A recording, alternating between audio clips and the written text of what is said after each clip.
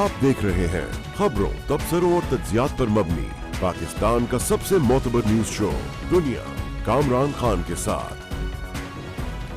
अस्सलाम वालेकुम, मैं हूं कामरान खान। यूरोप में जारी रूस यूक्रेन जंग को आज छठा रोज़ है। हर गुज़श्ते दिन हालात बिगड़ते जा रहे हैं। दूसरी जानिब यूक्रेन से बड़ी तादाद में आबादी का इनक़ला हो रहा है। 6 लाख के करीब यूक्रेन के बाशिंदे हमसाय ममालिक में दाखिल हो चुके हैं। इसी दौरान बेलारूस में रूस और यूक्रेन के दरमियान वफूद के मुज़ाकरात कल बेनतीजा रहे थे। आइंदा राउंड कल होगा। ये मुज़ाकरात बहुत अहम हैं। दूसरी जानिब रूस यूक्रेन जंग के मामले पर दुनिया तकसीम लगती है। मगरिब रूस के खिलाफ सफारा ज़रूर है मगर पूरी दुनिया नहीं। मुल्क की वफाद में कई ममालिक गैर जानिबदार रहने को तरजीह दे रहे हैं। एक तरफ अमेरिका, बरतानिया समेत यूरोपीय यूनियन ने रूसी बैंकों पर पाबंदी लगा दी है। कनाडा और बरतानिया ने रूसी सदर पुतिन और रूस के कई अमीर लोगों के असासे मुंजमद कर दिए हैं। रूसी तैयारों के यूरोपीय फ़ज़ाई हदूद इस्तेमाल करने पर भी मुकम्मल पाबंदी है और रूस में भी इस वक्त माशी सूरत हाल इंतहाई दगरगू है।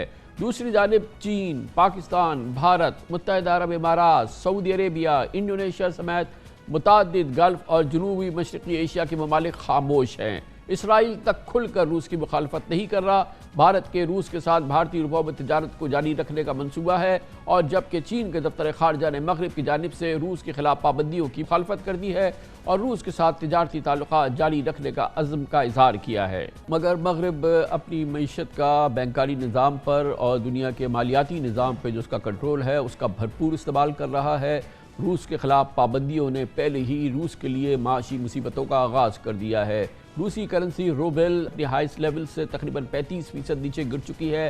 स्टॉक मार्केट भी 30% के करीब गिर गई है। कल स्टॉक मार्केट को मरकज़ी बैंक ने बंद कर दिया। रूसी करेंसी की बेकदरी इस तरह की है कि रूस का मरकज़ी बैंक भी रूबल ख़रीद नहीं रहा है। रूस पर इंपोर्ट्स पर भी पाबंदियाँ लगाई गई हैं। टेक्नोलॉजी रिलेटेड स्टफ़ पे पाबंदी लगी है जिससे रूस के लिए अपनी तरक्की के मामलात में, ख़ास तौर पर सनती और टेक्नोलॉजी तरक्की के मामलात में एक बड़ी रुकावट सामने आ गई है। रूस के लिए यकीनन ये शदीद माशी मामलात इस वक्त अहम हैं और इस पस मंज़र में दुनिया 2 हिस्सों में तकसीम नज़र आती है।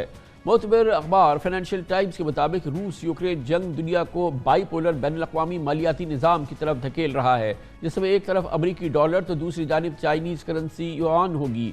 यानी दुनिया सिर्फ अमरीकी डॉलर्स में तिजारत करने पर मजबूर नहीं होगी। अखबार के मुताबिक कुछ हफ्तों पहले रूस और चीन ने लामहदूद दोस्ती के अज़्म का ऐलान किया था और इसमें यकीनी तौर पर मुस्तहकम माली ताल्लुकात भी शामिल हैं। अब जबकि माली पाबंदियाँ लगाकर रूस को मगरिब ने बैंकिंग सिस्टम से अलहदा कर दिया है, चीन और रूस माली मुआवनत के एतबार से मज़ीद करीब आ जाएंगे। दोनों मुल्कों ने 2019 में बाहमी तिजारत डॉलर के बजाय अपनी करेंसी में करने का माहिदा भी किया था। अब मौजूदा जंगी सूरत हाल में इस माहिदे पर मज़ीद तेज़ी से अमल दरामद होगा। कल अक़वाम मुत्तहिदा की जनरल असम्बली के हंगामी इजलास का भी आगाज़ हुआ जिसमें 193 ममालिक रूस के खिलाफ मज़म्मती करारदाद पर कल वोटिंग में हिस्सा लेंगे। इतवार को 15 रुकनी सलामती कौंसिल में जनरल असम्बली का हंगामी इजलास बुलाने की करारदाद मंजूर हुई थी जिसके हक़ में 11 वोट आए थे और रूस ने मुखालफत की थी जबकि चीन, मुत्तहिदा अरब इमारात और भारत ने वोटिंग में हिस्सा नहीं लिया था। आज कई गैर मुल्की सफ़रा ने ख़त के ज़रिए पाकिस्तान से अक़वाम मुत्तहिदा की जनरल असम्बली में रूस की मज़म्मत करने पर इसरार किया। साथ ही पाकिस्तान में यूक्रेन के सफ़ीर ने कहा कि उम्मीद है पाकिस्तान रूसी जारहियत की मज़म्मत में ठोस मौक़िफ़ इख्तियार करेगा। इस मौजू पर मज़ीद बात करते हैं, माहिराना राय हासिल करते हैं। हमें ज्वाइन कर रहे हैं जनाब मुशाहिद हुसैन सैयद, सेनेट की डिफेंस कमेटी के चेयरमैन और ख़ारजा अमूर के मुमताज़ तज़कियाकार हैं। मुशाहिद साहब बहुत बहुत शुक्रिया। इसमें तो कोई भरपूर दो राय नहीं है कि फ़ौजी जारहियत तो हुई है आज़ाद खुद मुख्तार यूक्रेन पे रूस की जानिब से। पाकिस्तान और कई दुनिया के दूसरे ममालिक इसकी मज़म्मत नहीं कर रहे। इसकी क्या वजह है? क्या इसका मतलब ये है कि इस जारहियत को ये ममालिक इस पर खामोश है या इसकी हिमायत कर रहे हैं? अस्सलाम वालेकुम जी कामरान साहब और आपके व्यूअर्स को बड़ा अस्सलाम वालेकुम। मुझे याद आ गया कि इसमें आपने बिल्कुल सही फरमाया कि ये जारियत हुई है, ये हमला हुआ है रूस की तरफ से यूक्रेन पर। लेकिन शेख सादी ने एक दफ़ा कहा था, जो बहुत पुराने फ़िलासफ़र थे, मसलहत आमेज़ खामोशी। तो ये پاکستان ہو یا چین ہو یا یونائٹڈ عرب ایمریٹس ہو، ان کا نام بھی لیا، اور ہندوستان اور دوسرے ممالک، انہوں نے مصلحت آمیز خاموشی اختیار کی ہے. اور یہ آپ کو یاد ہوگا جب عراق نے جارحیت کی تھی ایران پر 1980 پہ، اس پر بھی بیشتر مسلمان ملکوں نے یہی کام کیا تھا، خاموشی اختیار کی تھی، کیونکہ مفادات کا تقاضا بھی کئی دفعہ ہوتا ہے، اس کے پہلو پر یہ بات ہوتی ہے. اور دوسرا ایک اور پہلو بھی ہے کہ یہ اتنا کٹ اینڈ ڈرائیڈ نہیں ہے. لوگوں کا یہ بھی خیال ہے کہ شاید رشیا کو پرووک کیا گیا ہو، جس طریقے سے امریکہ نے شہ دی یوکرین کو کہ ہم اس کو نیٹو کا ممبر بنائیں گے، حالانکہ نیٹو کا وہ جواز نہیں رہا جو سر جنگ میں تھا. تو لوگ یہی سمجھتے ہیں کہ یہ یورپ کے حوالے سے ایک نئی سر جنگ کا آغاز ہوا ہے، اور جس میں یوکرین ایک پراکسی ہے پاکستان کی بات کریں امریکہ کا. تو بظاہر یہ لگتا ہے کہ پاکستان نے اب فیصلہ کر لیا ہے کہ اب وہ خارجہ تعلقات کے حوالے سے، خارجہ امور کے حوالے سے ایک کیمپ میں ہوگا، اور وہ روس اور چین کیمپ یا چائنا کیمپ ہے. اور اب اس پورے معاملے میں جس دن ظاہر ہے کہ چاہے وہ اتفاق ہو یا وہ چاہے صدر پوٹن کی جانب سے دانستہ ہو، جس دن روس حملہ آور ہوا یوکرین پہ، اسی دن وزیر اعظم ہمارے ماسکو میں تھے، وہ پوٹن سے 3 گھنٹے مل رہے تھے، اور پھر ظاہر پاکستان نے اس کی مذمت بھی نہیں کی. اس سے پہلے جب بائیڈن سمٹ ہو رہی تھی، اس میں پاکستان کے وزیر اعظم نے فیصلہ کیا کہ وہ اس میں شرکت نہیں کریں گے. ویسے تو وہ کلائمیٹ سمٹ میں گلاسگو بھی نہیں گئے. تو یہ تمام اشارے اس بات کی نشاندہی کر رہے ہیں کہ پاکستان نے ایک فیصلہ کن موڑ لیا ہے اپنے خارجہ امور اور خارجہ تعلقات کے حوالے سے، جس میں مغرب سے دوری، امریکہ سے دوری اور اس کیمپ سے قریبی جو ہے وہ اس کا منشا ہے. میں اس سے تھوڑا سا آپ سے اختلاف کروں گا کہ یہ کیمپ کا ایشو نہیں کہ یہ امریکی کیمپ یا روسی کیمپ، کیونکہ بظاہر کوئی روسی اور چینی کیمپ ابھی بنا نہیں، لیکن تشکیل دیا جا رہا ہے، ایک ان کا آپس میں اتحاد ضرور ہوا ہے. میں سمجھتا ہوں کہ ترجیحات میں واضح ہو گیا کہ ہمارے مفادات، ہمارے مقاصد پاکستان کے، وہ اس خطے سے منسلک ہیں.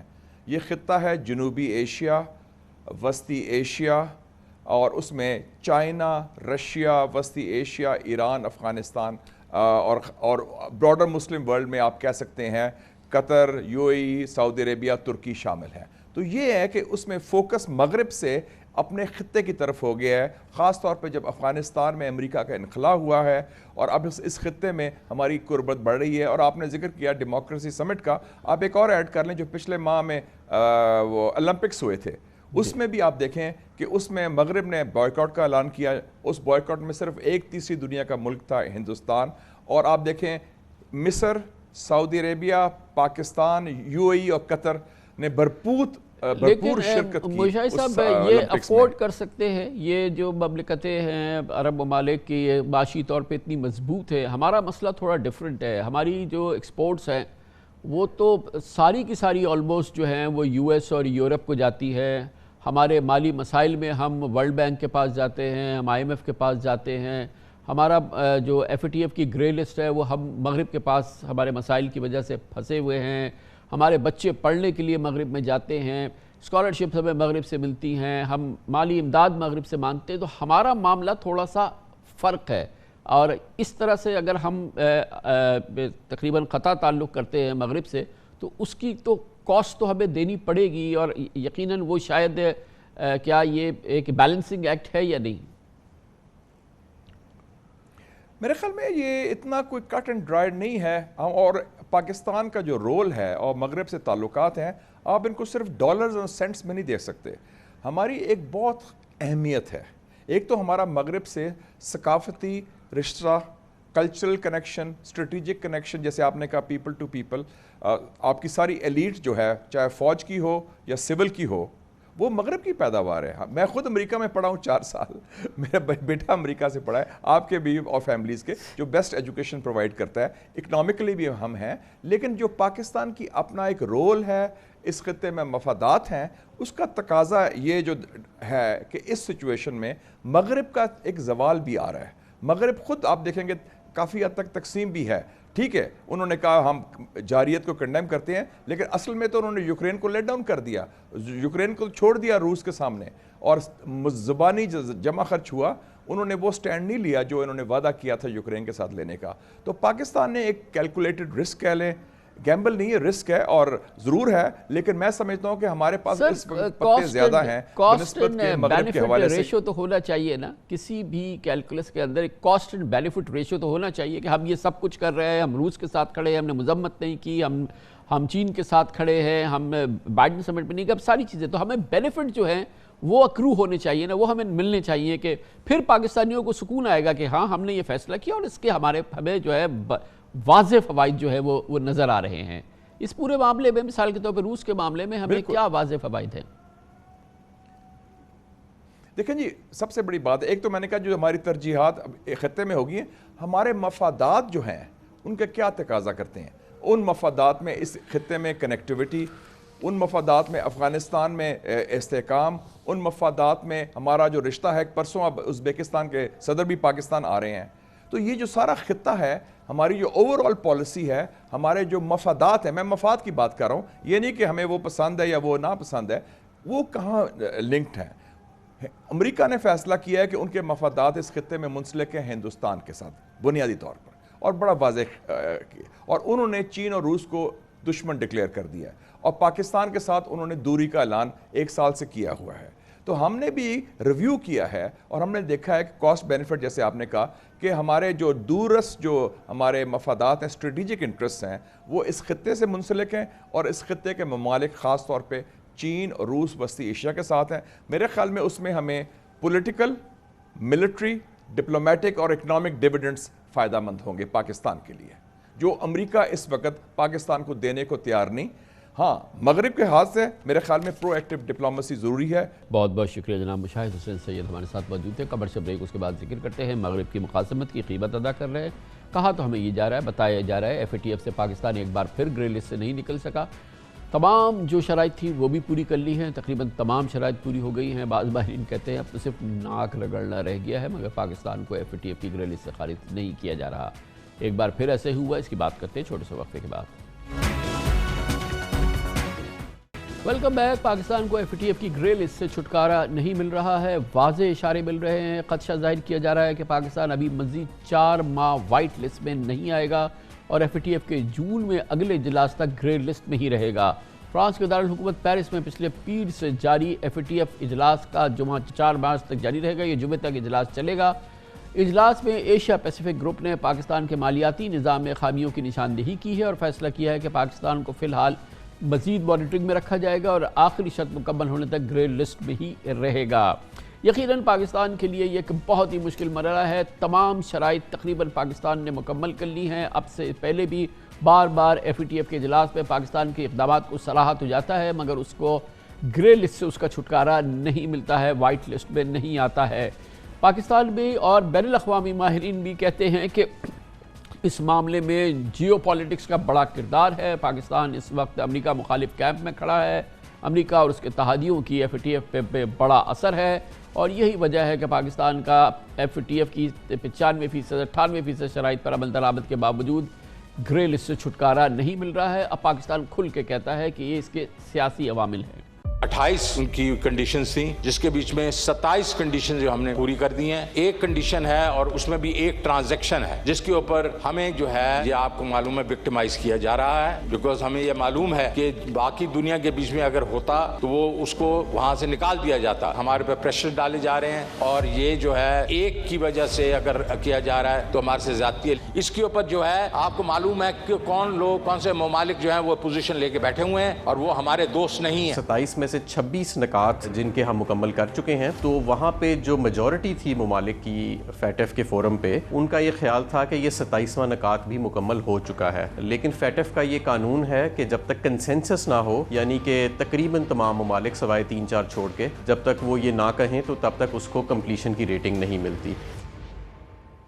اس تازہ ترین صورتحال پہ بات کرتے ہیں۔ ایک بار پھر ہمیں جوائن کر رہے ہیں سیکیورٹی اسٹریٹجک امور کے ماہر جناب عامر رانا ہمارے ساتھ موجود ہیں۔ عامر رانا صاحب، بتائیے گا کہ اٹ گوز وداؤٹ سیئنگ، کیونکہ اس بار اس اجلاس کا اور اعلامیے کا انتظار نہیں ہو رہا، تمام ماہرین یہ کہہ رہے ہیں کہ پاکستان کیا اس دفعہ بھی گرے لسٹ سے چھٹکارا نہیں ہوگا؟ کیا پاکستان کا کیس نہیں تھا اس دفعہ کہ وہ گرے لسٹ سے نکل جائے، وائٹ لسٹ میں شامل ہو جائے؟ دیکھیں، کیس تو ہے، کیونکہ پچھلی مرتبہ جب اکتوبر کے اندر پاکستان کو فیصلہ ہوا تھا گرے لسٹ میں رکھنے کا، तो उसमें एक जो बहाना बनाया गया था वो एशिया पैसिफिक ग्रुप की रिपोर्ट थी, और एशिया पैसिफिक ग्रुप जो है वो फैटफ के साथ मुंसलिक इदारा है जिसका मेंबर पाकिस्तान भी है।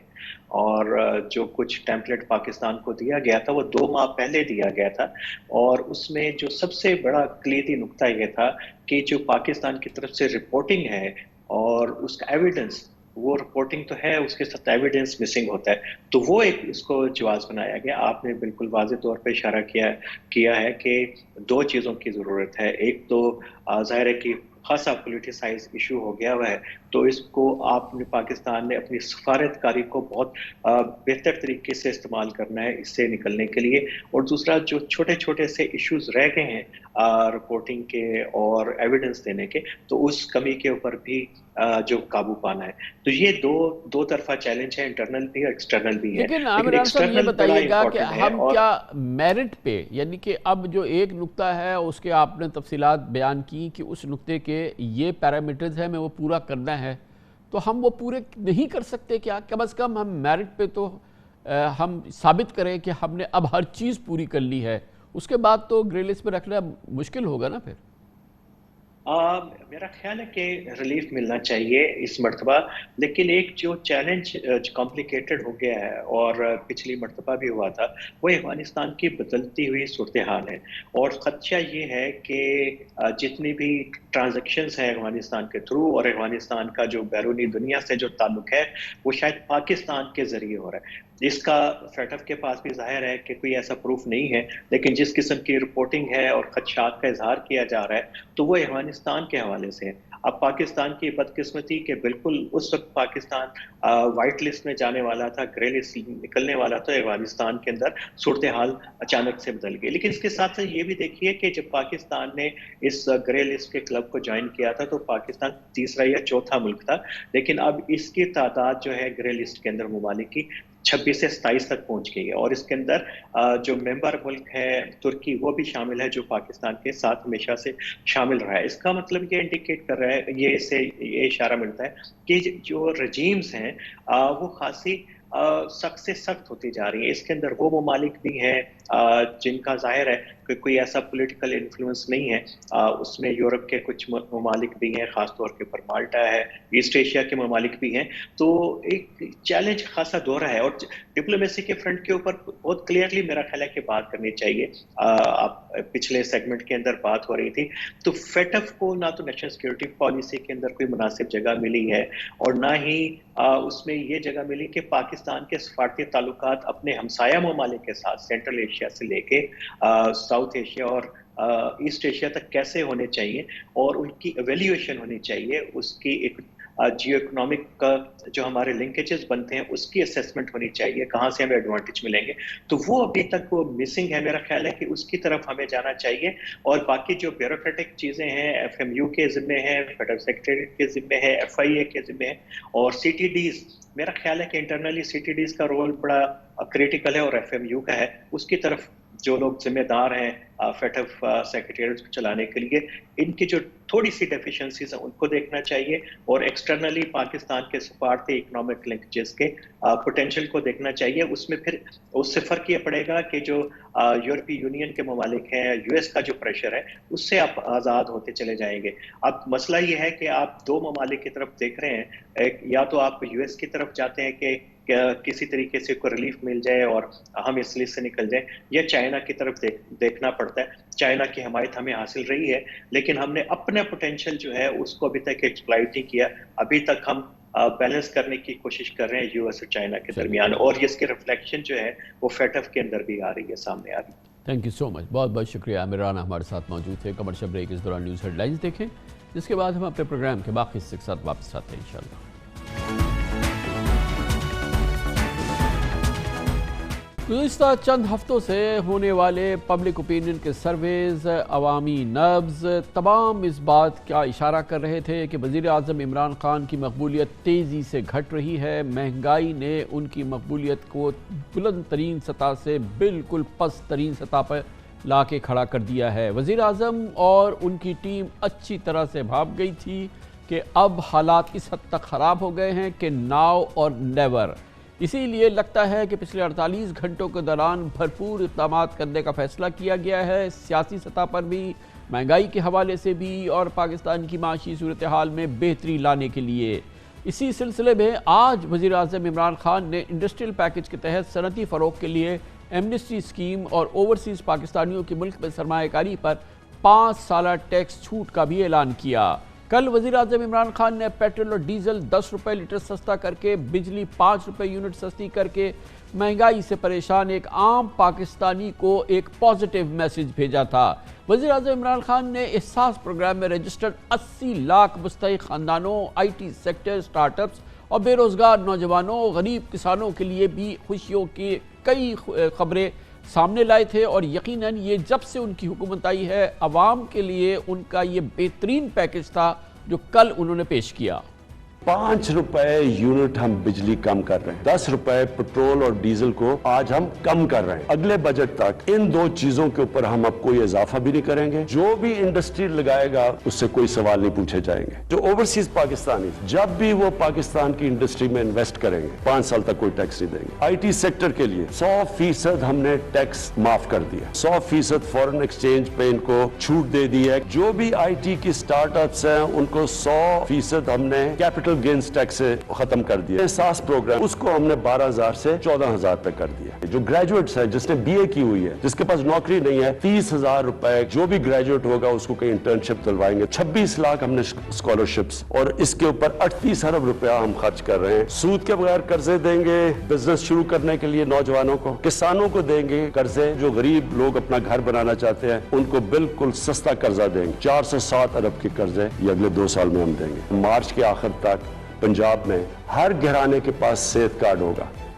بے شک اگر ان تمام اقدامات پہ ان کی روح کے مطابق عمل ہو گیا تو یقیناً پاکستانیوں کے لیے یہ ایک بہت اچھا ماحول ہے جو کہ آئندہ پیدا ہو سکتا ہے، اور خاص طور پہ I T sector, start ups کے لیے جو ٹیکس چھوٹ دی گئی ہے اس سے نئے روزگار پیدا ہوں گے، آئی ٹی سیکٹر کی ایک ترقی کے نئے راستے کھلیں گے۔ 1.5 لاکھ گریجویٹس کے لیے اگر 30,000 روپے والی انٹرنشپ ارینج ہو جاتی ہے تو یقیناً بے روزگاری میں کمی آئے گی۔ احساس پروگرام میں یکمشت 17% اضافہ پاکستان کے 80 لاکھ غریب گھرانوں کے لیے ہر لحاظ سے ایک اچھی خبر ہے۔ اب معاملہ یہ ہے کہ اس پورے معاملے میں پاکستان کیونکہ اس وقت آئی ایم ایف پروگرام کے تحت ہے، آئی ایم ایف خوش ہوگا یا نہیں؟ عوام تو بہرحال اس سے خوش ہوں گے۔ تیل کی قیمتوں میں 10 روپے لیٹر کی کمی کے اثرات آنا بھی شروع ہو گئے ہیں۔ آج پنجاب میں ٹرانسپورٹرز نے مختلف شہروں کے لیے انٹرسٹی بس کرایوں میں 200 روپے تک کمی بھی کر دی ہے۔ دلچسپ بات یہ ہے کہ اگر پی ٹی آئی حکومت نے عوامی مقبولیت پانے کے لیے مہنگائی گھٹاؤ پیکج دے کر سیاسی موو کی ہے تو اپوزیشن بھی سیاسی موو سے کام لے رہی ہے۔ اصولی طور پر تو اپوزیشن کو وزیر اعظم عمران خان کے ریلیف پیکج پر کم از کم کوئی شکوہ نہیں ہونا چاہیے تھا، خاموشی رکھنی چاہیے تھی، کیونکہ اس سے پہلے اپوزیشن کی بھرپور تحریک عوام کی آواز سے ملاتے ہوئے مہنگائی کے خلاف تھی۔ لیکن اب جبکہ یہ نیا پیکج آیا ہے، آج مسلم لیگ نون کے سینئر نائب صدر شاہد خاقان عباسی اور بلاول بھٹو زرداری پہلے سے بھی زیادہ گلے شکوے کرتے نظر آئے۔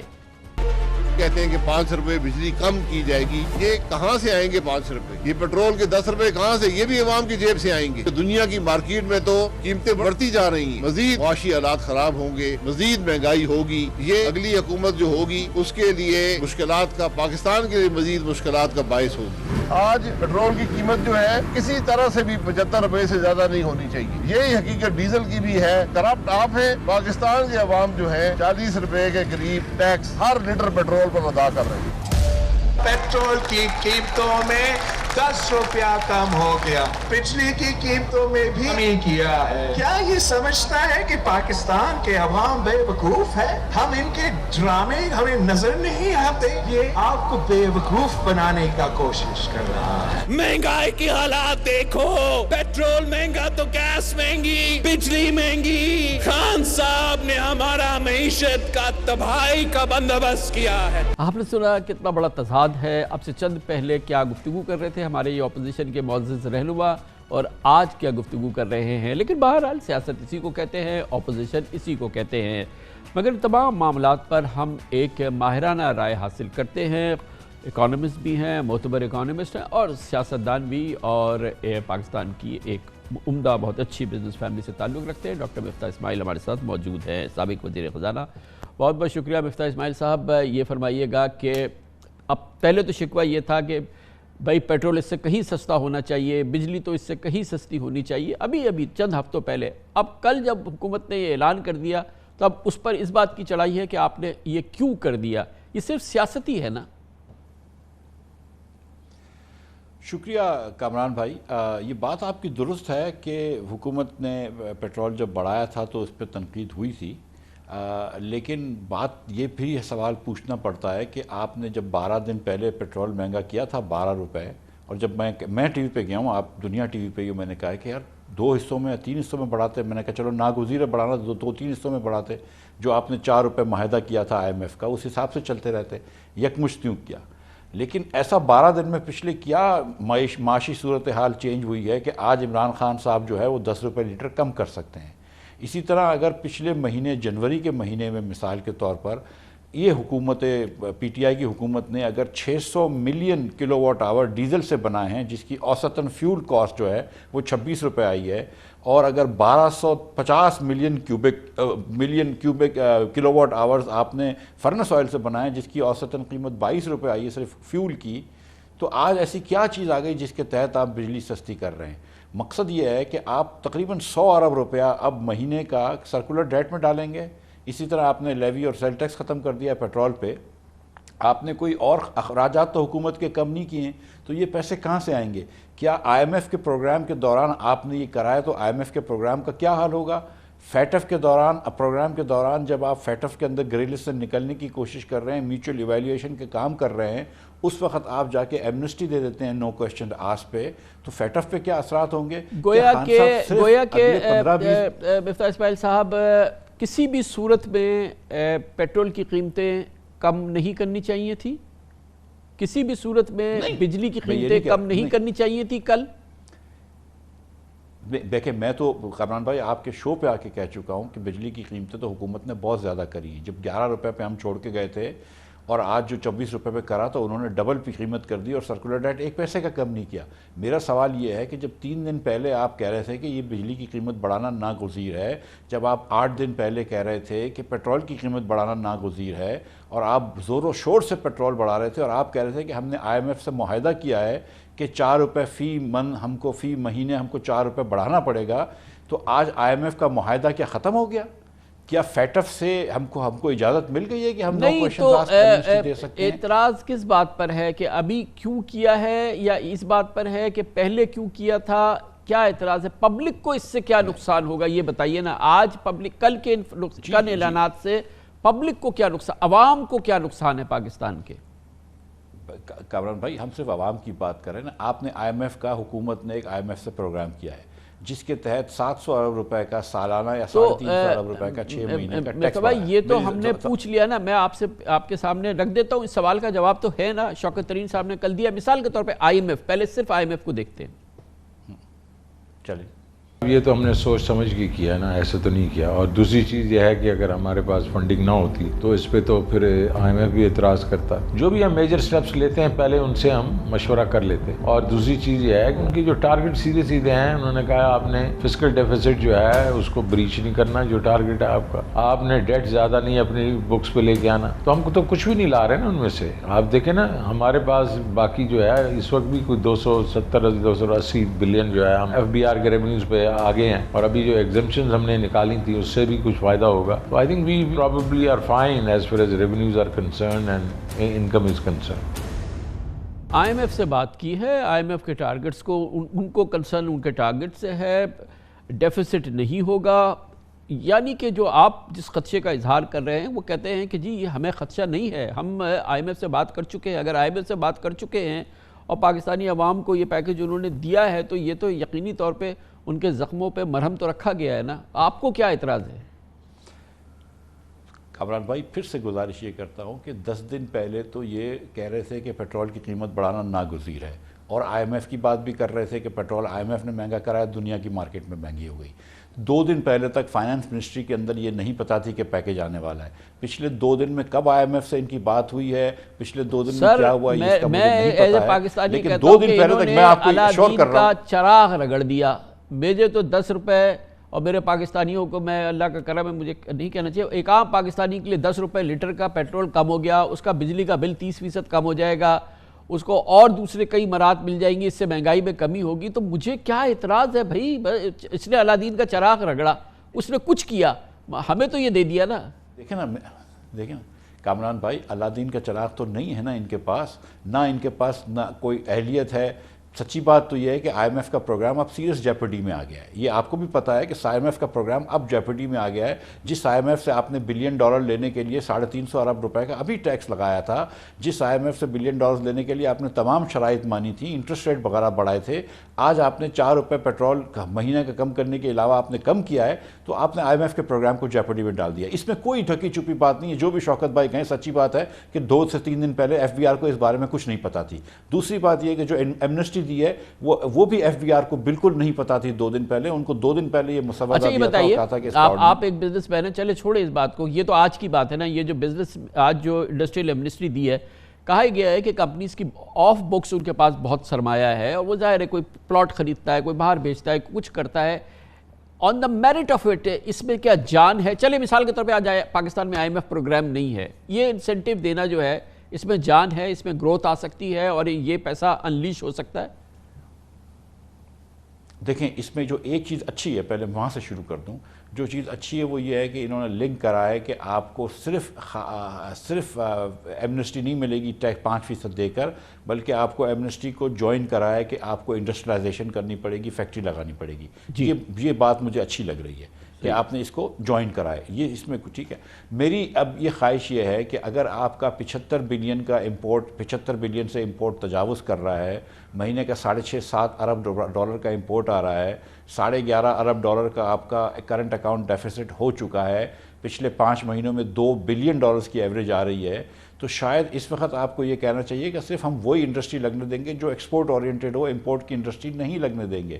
کیا اس وقت پاکستان مزید امپورٹ جو ہے وہ برداشت کر سکتا ہے؟ یہ مناسب بات ہے آپ کی، صحیح ہے کہ پاکستان میں انڈسٹریل گروتھ ہو، مگر وہ انڈسٹری ہو جس سے ہم ایکسپورٹ کرتے ہو، تاکہ یہ کہ اس کا نیٹ فائدہ ہو ہمیں۔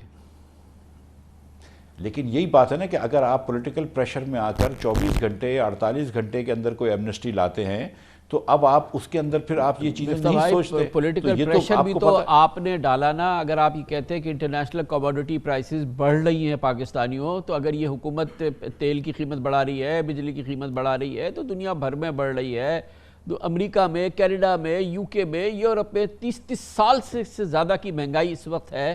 تو آپ نے تو یہ نہیں کہا، آپ نے کہا اس حکومت نے تباہ برباد کر دیا۔ اب جب انہوں نے اس کو ریورس کیا تو آپ نے کہا 2 دن میں کر دیا، 10 دن میں کر دیا، 12 دن میں کر دیا، تو کسی پل تو سکون لیں۔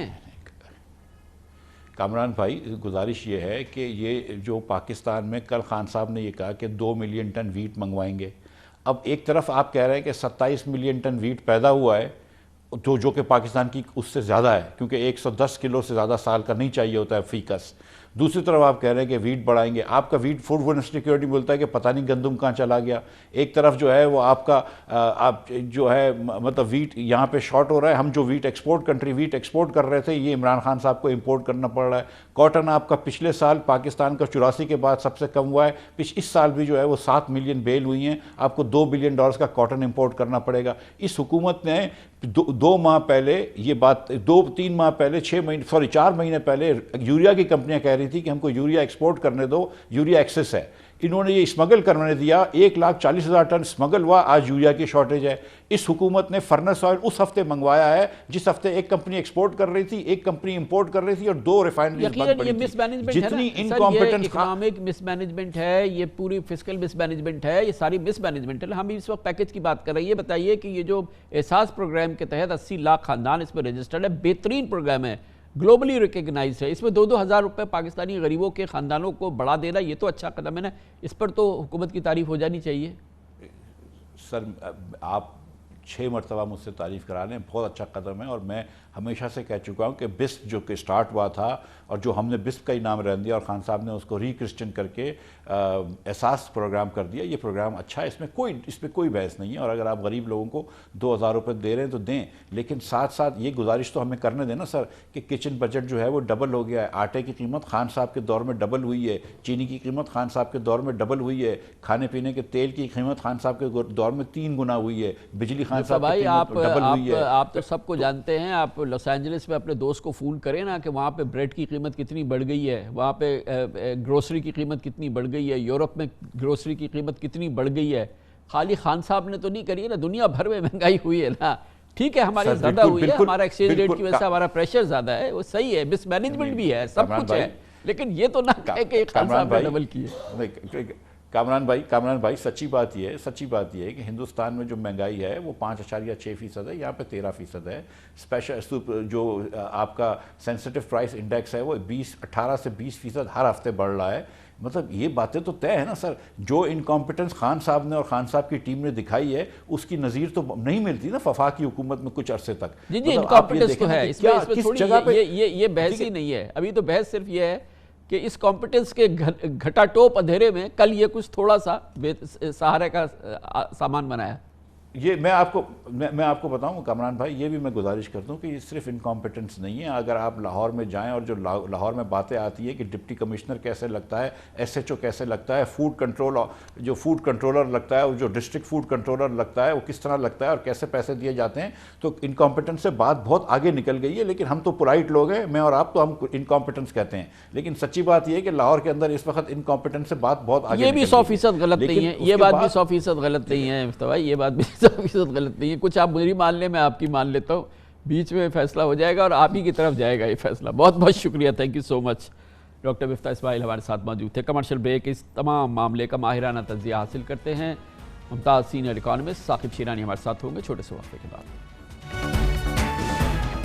عمران خان حکومت کا انسینٹیو پیکج ہے, جسے مہنگائی گھٹاؤ پیکج بھی کہہ سکتے ہیں, یقیناً اس کے مندرجات پاکستان کی موجودہ معاشی صورتحال میں, جیسے کہ ہم پروگرام سے اس سیگمنٹ سے پہلے تفصیل سے گفتگو کر رہے تھے مفتاح اسماعیل صاحب سے, یقیناً اس حوالے سے سوالات بھی ہیں, شبہات بھی ہیں. معاشی ماہرین کہتے ہیں کہ یہ یقیناً موجودہ معاشی صورتحال میں, عالمی منڈی میں تیل کی موجودہ صورتحال میں کموڈٹی پرائسز بڑھ رہی ہیں, اس پوری کیفیت میں پاکستان کا یہ انسینٹیو دینا, بجلی کی قیمتوں میں کمی کرنا, پیٹرول ڈیزل کی قیمتوں میں کمی کرنا, غریب ترین لوگوں کے لیے احساس پروگرام میں 17% اضافہ کر دینا اور دوسرے انسینٹیوز اعلان کرنا, پاکستان کی معیشت اس کا بوجھ نہیں اٹھا سکتی.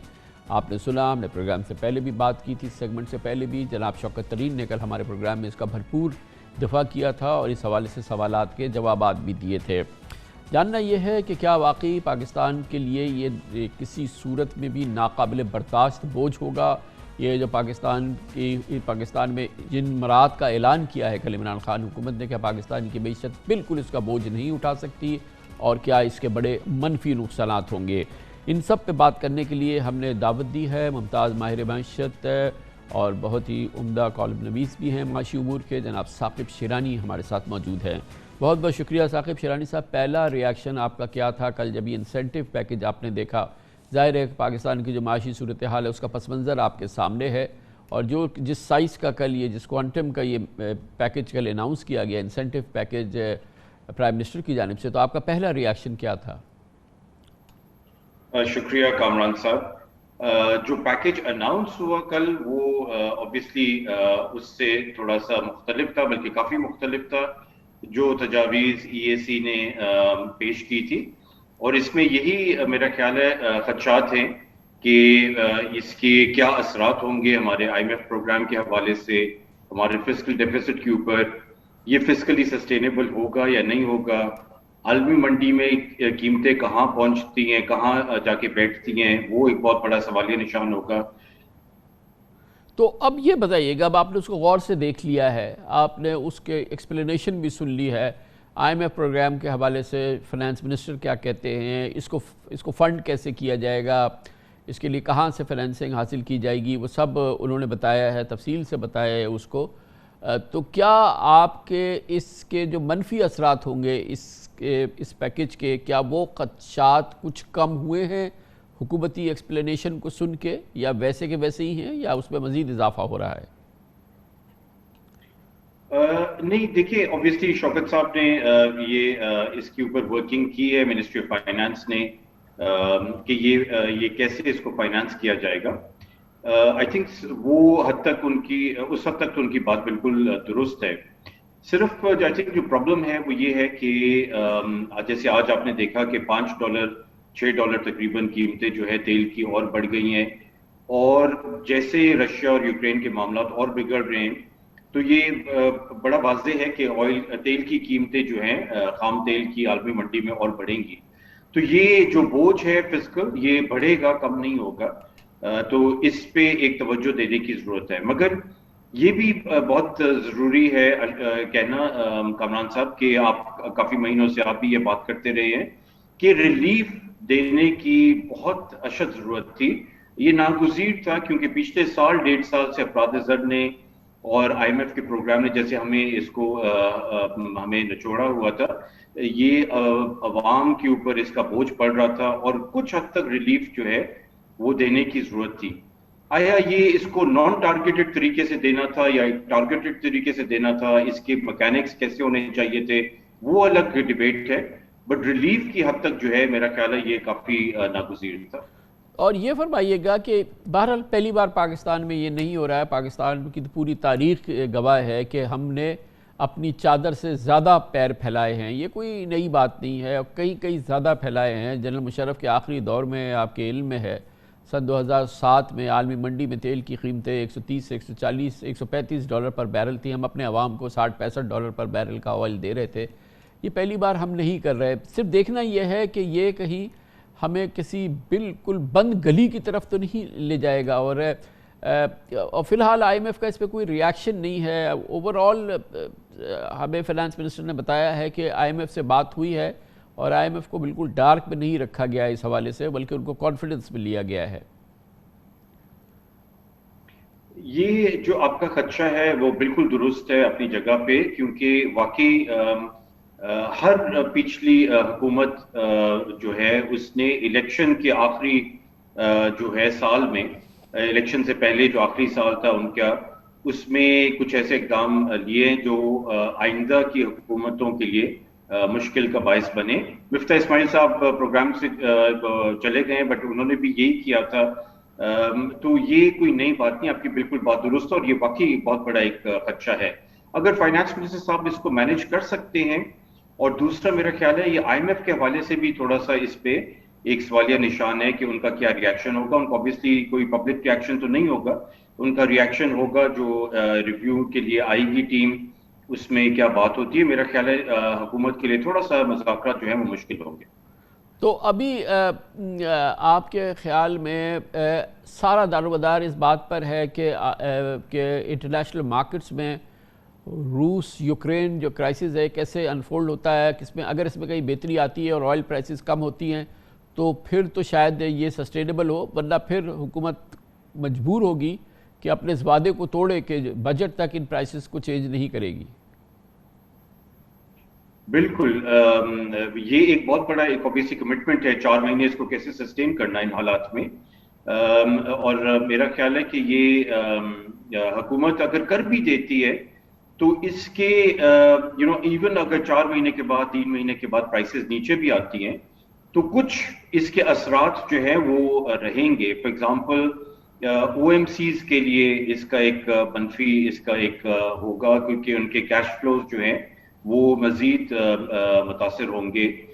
اس کا ہمارا جیسے obviously فسکل ڈیفیسٹ کی ہم نے بات کی یا ٹریڈ ڈیفیسٹ کی بات کی، IMF کے ساتھ بات کی، تو کچھ اس کے منفی اثرات جو ہیں وہ شاید اگلے 4 مہینے کے علاوہ بھی رہیں، آگے بھی رہیں۔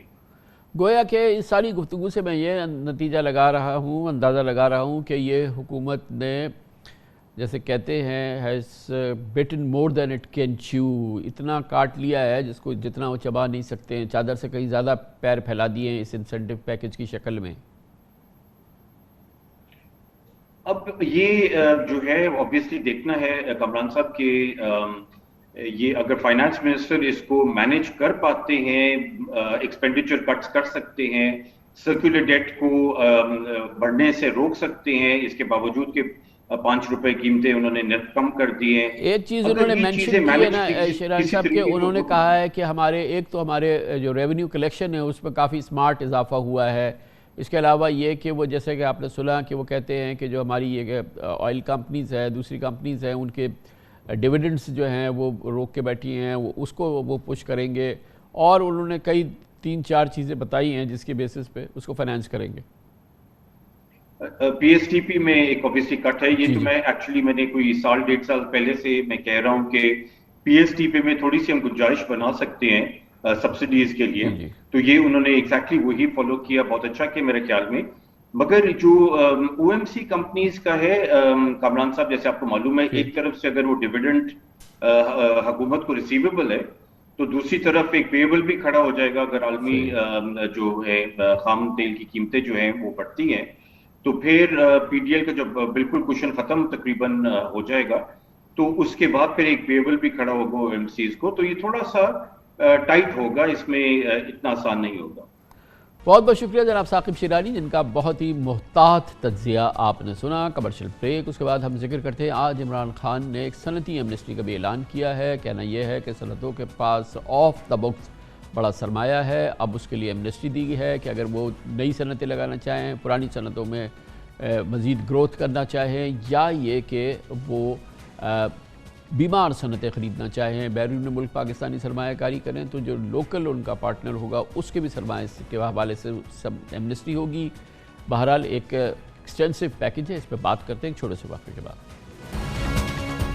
प्रोग्राम के शुरू में भी हमने जिक्र किया, आज वज़ीर आज़म ने मुल्क में सनती तरक्की, रोज़गार के मौक़े बढ़ाने और बीमार सनतें चलाने के लिए तारीख साज नहीं तो एक इम्पॉर्टेंट इंडस्ट्रियल एमनेस्टी स्कीम जारी की, जिसके तहत गैर ज़ाहिर शुदा रकूम से नई सनतें लगाई जा सकेंगी और बीमार सनतों की ख़रीदारी पर रकूम के ज़राए नहीं पूछे जाएंगे। इंपॉर्टेंट बात यह है कि ये सहूलत वही सनतें इस्तेमाल कर सकती है और सिर्फ सनतें इस्तेमाल करती हैं जिनके पास ऑफ द बुक सरमाया मौजूद है। PTI हुकूमत में ये अपनी नौयत की तीसरी एमनेस्टी स्कीम है, जिसमें से 5% अदायगी के बाद सनती सरमायाकारों से आमदन के ज़राए पर कोई पूछगछ नहीं होगी। बीमार सनतें चलाने वालों को 3 साल के नुकसानात की रकम टैक्स एडजस्टमेंट की सूरत में मिलेगी और इसके अलावा रेजिडेंट और नॉन रेजिडेंट पाकिस्तानियों की इन्वेस्टमेंट पर 5 साल टैक्स हॉलीडे भी होगा और इस इंडस्ट्रियल एमनेस्टी से इस साल 31 दिसंबर तक फ़ायदा उठाया जा सकेगा।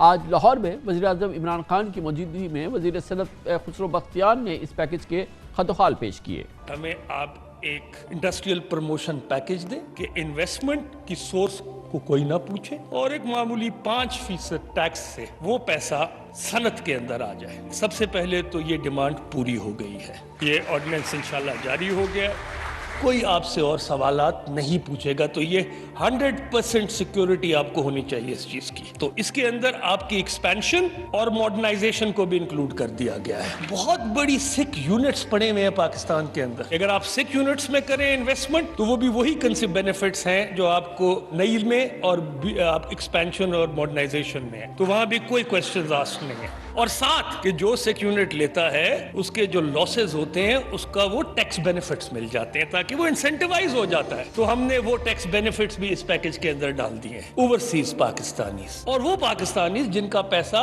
डिक्लेयर्ड है बाहर, वो दोनों हजरात अगर पाकिस्तान में नॉन रेजिडेंट पाकिस्तानी इन्वेस्ट करते हैं तो उनको 5 साल की टैक्स हॉलीडे है, कोई टैक्स उन पे लागू नहीं होगा, इनकम टैक्स वगैरह।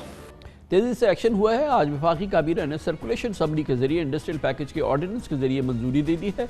इंडस्ट्रियल पैकेज की तकरीब में आज वज़ीर आज़म इमरान खान ने कहा कि कारोबारी बरादरी को उन्होंने जो आज पैकेज दिया है, सनती पैकेज दिया है, हुकूमत में आते ही दे देना चाहिए था।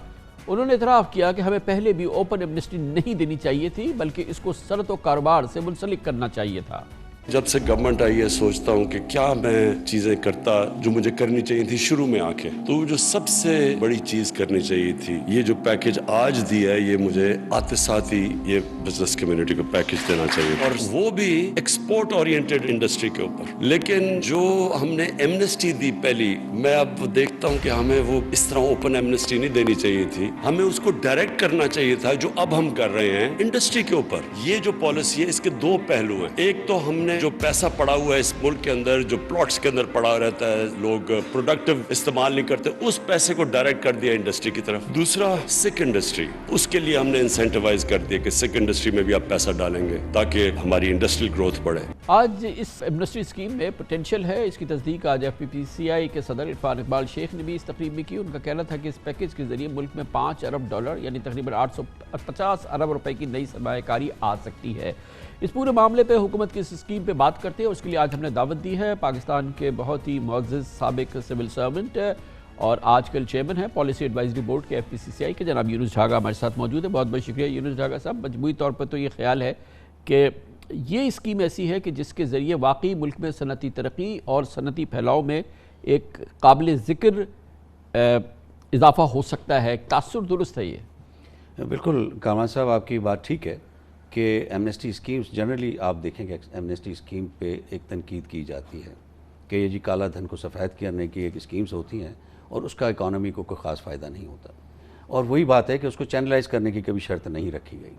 پچھلی دونوں جو ایمنسٹی اسکیم جو پچھلی حکومت میں بھی آئی تھی اور اس حکومت میں بھی آئی، دونوں اسکیمز میں بڑی ایک جس کو کہنا چاہیے کہ کمی نظر آتی ہے، خاص طور پہ جب فورن ہیلڈ ایسیٹس کو ہم نے وائٹ کر دیا تھرو دوز ایمنسٹی اسکیمز. تقریباً 18 ارب ڈالر جو ملک سے باہر ہی رہ گئے اور وائٹ ہو گئے. وہ انکنڈیشنل ہم نے نہیں کرنا چاہیے تھا. جی بالکل نہیں کرنا چاہیے تھا. ہمیں یہ چاہیے تھا کہ اس وقت کیونکہ OECD اور دوسرے جو اداروں کی طرف سے حکومتوں کے اوپر، بینکوں کے اوپر بہت پریشر تھا کہ اس طرح کا جو گرے منی ہے اس کو ایکسپوز کیا جائے اور اس کو کوشچن کیا جائے. تو ہمارے جن لوگوں کے پیسے باہر تھے وہ یہ چاہ رہے تھے کسی طریقے سے اس کو وائٹ کروا لیں اپنی حکومت سے. تو اس کو اس وقت اگر ہم یہ شرط رکھتے تو یہ 18 ارب ڈالر پاکستان میں آ سکتے تھے. بہرحال ان دو اسکیموں میں یہ ہم نے اپارچونٹی لوز کر دی. اب جو یہ ایمنسٹی اسکیم ہے اس کی اچھی بات یہی ہے کہ اس کو کم سے کم ہم انڈسٹری کی طرف چینلائز کر رہے ہیں، اس کو ڈائریکٹ کر رہے ہیں. تو ہمارے پاس تو پہلے ہی ہم نے پچھلے 1-2 سال کے اندر دیکھا کہ اس کی بڑی سپورٹ ہوئی ہے، خاص طور پہ جو اسٹیٹ بینک کے پروگرام آئے، حکومت کے پروگرام آئے، ٹرف اسکیم ہے، دوسری اسکیم ہے، لینڈنگز بڑی کووڈ کے زمانے میں بڑی لبرل ہوئی ہیں اور اس میں بھی گروتھ آئی ہے. تو اب اس کو مزید اسٹیمولس ملے گا. اور پرائم منسٹر نے ایک بات بڑے زور دے کے کہی ہے کہ ایکسپورٹ اورینٹڈ انڈسٹری کو انسینٹیوائز کرنا چاہیے. اوورآل اس میں آپ کو یہ لگ رہا ہے کہ ہمیں ضروری شرط لگائیں کہ ہم انسینٹیوائز کریں اور ایکسپورٹ اورینٹڈ انڈسٹری کو اونلی؟ جی ہاں، یہ ایک ہے ہمارے ہاں یہ ضرور ایک تاثر ہے کہ ایکسپورٹ اورینٹڈ انڈسٹری کو زیادہ اہمیت دینی چاہیے. میرا اپنا یہ خیال ہے کہ ہمیں امپورٹ سبسٹیٹیوشن پہ بھی وہ توجہ دینے کی ضرورت ہے کہ ہمارے جو امپورٹ اس وقت سب سے بڑا آپ کا چیلنج ہے. ایکسپورٹ کو تو بڑھتے ہوئے ایک وقت لگے گا، ڈیفینیٹلی ایک آپ کیپیسٹی ڈیولپ کریں گے، لیکن امپورٹس اس وقت آپ کا سب سے بڑا چیلنج ہے. تو امپورٹ سبسٹیٹیوشن ایک ایزیئر وے ٹو فالو ہے کیونکہ آپ کے پاس ایک ڈیمانڈ آلریڈی موجود ہے. تو امپورٹ سبسٹیٹیوشن کو بھی وہی اہمیت دینی چاہیے جتنا کہ ایک ایکسپورٹ اورینٹڈ انڈسٹری کو دینا چاہیے. جیسے کہ آپ ہمیں دیکھیں بڑے بڑے سیکٹرز ایسے ہیں جو ابھی تک بالکل انویسٹمنٹ سے خالی ہیں. فار ایگزامپل پیٹرو کیمیکلز ہیں، سارا ہم امپورٹ کر رہے ہیں. ڈیپ جو ریفائنری ہے وہ ہم کتنا پیٹرول اور ڈیزل ہم یہ امپورٹ کر رہے ہیں، صرف فرنس آئل ہمارے یہاں ریفائن ہوتا ہے.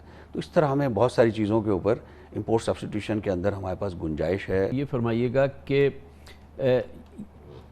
کیونکہ آپ کی بڑی تجربہ بے پناہ تجربہ ہے، یہ حکومت نے کل ایک پیکیج اناؤنس کیا ہے. ماہرین اس کو سسپیکٹ کر رہے ہیں کیونکہ IMF پروگرام ہے اور IMF پروگرام میں آپ اتنا کیسے کر رہے ہیں اور ہماری کیپیسٹی ٹو فنڈ دس. آپ کی کیا رائے ہے اس پیکیج پہ جو کل گورنمنٹ نے اناؤنس کیا ہے؟ Is it too risky? میرا اپنا یہ خیال ہے کہ جب بھی کوئی بات کی جائے کہ مہنگائی کو کنٹرول کرنا یا غربت کو کم کرنا، کیونکہ مہنگائی اس وقت جو ہمارے کم آمدنی والے طبقے ہیں ان کو سب کو زیادہ ان کو ہرٹ کرتی ہے. ہماری کوشش یہی ہونی چاہیے کہ ہمارے جو پیکیجز ہوں یا جو بھی ہم اس کی کاسٹ پے کرنا چاہتے ہیں مہنگائی کو کم کرنے کی، وہ ڈائریکٹلی ان طبقوں کو فائدہ دے اور ٹارگیٹڈ سبسڈی ہونی چاہیے. براڈ بیس چیزوں کو قیمتیں کم کرنے سے ہم جیسے اگر کوئی سمجھے کہ کار اونر جا کے اگر پیٹرول ڈلواتا ہے تو وہ شاید حقدار نہیں ہے اس سبسڈی کا. تو ہمیں یہ کوشش کرنی چاہیے کہ ہم ان طبقات کو ڈائریکٹ سبسڈی کے دائرے میں لائیں جو اس وقت مہنگائی سے سب سے زیادہ ہرٹ ہو رہے ہیں. تو اس طرح براڈ بیسڈ میرا خیال ہے ریڈکشن آف پرائسز کا اس طبقے کو اتنا ڈائریکٹ فائدہ نہیں ہوتا. تو ڈاکٹر صاحب یہ فرمائیے گا کہ اس وقت پاکستان کو سرمایہ کی ضرورت ہے، سرمایہ کاری کی ضرورت ہے اور ہماری عادی معیشت جو ہے وہ آف دا بک ہے. ہمارے پاکستانیوں کے پاس جیسے کہ ابھی آپ نے بتایا 18 ارب ڈالر باہر انہوں نے وائٹ کرایا پاکستان کی ایمنسٹی میں، ابھی بھی بے پناہ ان کے اثاثے موجود ہیں. اگر ہم اسی کو صحیح طور پہ چینلائز کر لیں یا ہم اسپاٹ کر لیں تو یقیناً یہ ایک بہت بڑی گنجائش ہوگی. کیا حکومت کے ہاتھ پاؤں بندھیں اس میں؟ ایمنسٹی تو حکومت دے دیتی ہے، کہ مزید کوئی گنجائش ہے؟ کامران صاحب دیکھیں، ہم نے FPCCI کی طرف سے پچھلے دنوں ایک ریسرچ کی تھی کرپٹو کرنسیز کے اوپر. چین انالیسس کے نام سے ایک آرگنائزیشن ہے جو کہ global adoption of crypto currencies کے اوپر کام کرتی ہے. 2020-21 کی جو رپورٹ انہوں نے دی ہے اس میں انہوں نے کہا ہے کہ پاکستان کا 3را نمبر ہے کرپٹو کرنسی کی ٹرانزیکشن میں. اور انہوں نے اندازہ لگایا وچ از ڈیفینیٹلی رف ایسٹیمیٹ کہ $20 ارب کی ٹرانزیکشنز ہوئی ہیں ایک سال میں.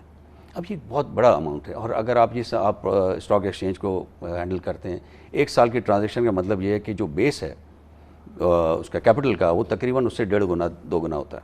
صحیح. تو آپ یہ ایزیلی کہہ سکتے ہیں کہ پاکستانیوں کے پاس تقریباً $30 ارب کا کرپٹو کرنسی ہے. اب یہ ایک اس کو بہت اعتماد کے ساتھ نہیں کہہ سکتے, لیکن ایک وائلڈ گیس کے طور پہ کیا جا سکتا ہے. تو اس وقت ہم نے دنیا ساری کرپٹو کرنسی کو بڑے طریقے سے ہینڈل کر رہی ہے. فار ایگزامپل دبئی ہے.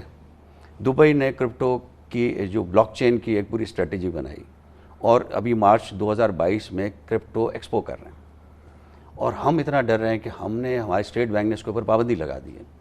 اور ہمارے یہاں تو ذکر بھی نہیں ہے, مگر اس کے باوجود $20 ارب کی ٹرانزیکشنز ہو رہی ہیں. اب یہ ہوگا کہ اگر ہم اس کو نہیں کرتے چینلائز, اور اس کو ہم ریکگنائز نہیں کرتے, ٹھیک ہے, دنیا یہی کہہ رہی ہے اور IMF اور سب یہ کہہ رہے ہیں کہ اس کو ایز اے کرنسی ٹریٹ نہ کریں, as a medium of exchange treat نہ کریں, ہمیں بھی نہیں کرنا چاہیے.